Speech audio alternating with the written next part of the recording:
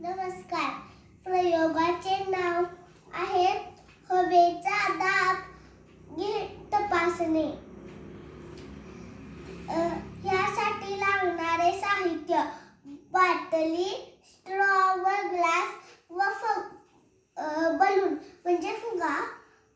आता आपण ह्या स्ट्रॉ मधून खाली पाणी पडतं का? नाही. पण ह्यात पाणी आहे.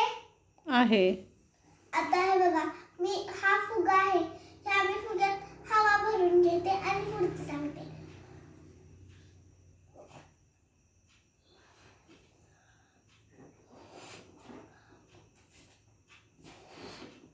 हे बघा, हा मी फुग्यात हवा भरून घेतली.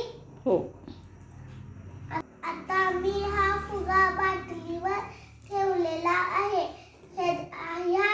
ह्यामध्ये हवा आहे. ह्या बाटलीतले पाणी आता ह्या ग्लास मध्ये पडते का नाही हे आपण बघूया. पडले? हो. कसं काय पडले ते पाणी? कारण हवेचा दाब त्यात गेला म्हणून ते पाणी पडले. हवेचा दाब पाण्यावर पडला त्यामुळे ते पाणी बरोबर आहे.